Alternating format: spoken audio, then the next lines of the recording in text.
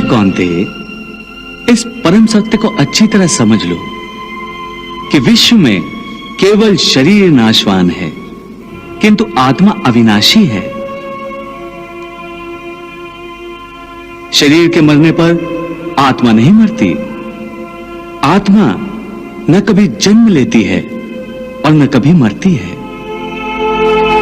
वो अजन्मा, नित्य, सनातन और पुरातन है, जो शरीर को मारने पर भी नहीं मारी जाती। न हन्यते हन्यमाने शरीरे। केशव, तुम्हारी बातें मेरी बुद्धि को भ्रम में डाल रही हैं। तुम दो बातें एक साथ कह रहे हो जो परस्पर विरोधी हैं। तुम कहते हो कि शरीर मर जाता है, परंतु शरीर का एक हिस्सा जिसे आत्मा कहते हैं वो नहीं मरता। नहीं अर्जुन, मैंने आत्मा को शरीर का एक हिस्सा नहीं कहा। मैंने कहा है कि आत्मा और शरीर दो अलग अलग चीजें हैं।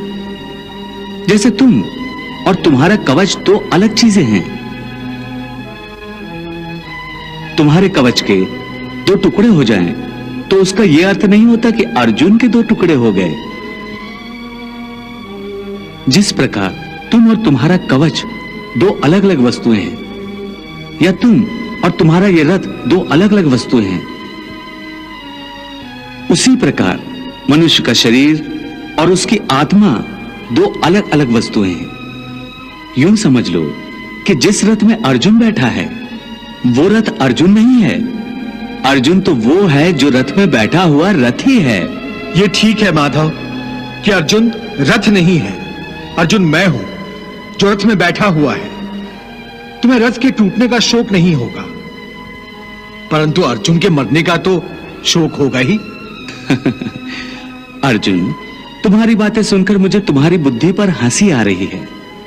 अपनी तरफ से तुम बड़े पंडितों और ज्ञानियों जैसी ऊंची ऊंची बातें कर रहे हो, परंतु तुम्हें यह पता नहीं कि जो सचमुच ज्ञानी होते हैं वो ना उनका शोक करते हैं जो मर गए हैं, और न उनका शोक करते हैं जो अभी नहीं मरे हैं, क्योंकि वो जानते हैं कि जो मर गया है वो फिर जन्म लेगा, और जो अभी जीवित है वो अवश्य मर जाएगा।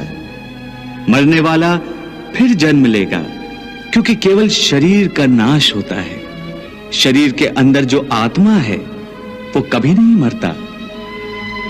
हे पार्थ, इस संसार में दो ही वस्तुएं हैं, एक शरीर और दूसरा उस शरीर में रहने वाला शरीरी। जो शरीर में रहने वाला आत्मा रूप शरीरी है वो कभी मरता नहीं, और जो शरीर है वो सदा रहता नहीं। आत्मा एक शरीर छोड़ता है और दूसरा शरीर धारण कर लेता है, बिल्कुल वैसे ही जैसे मनुष्य पुराने कपड़े उतार कर नए कपड़े धारण कर लेता है।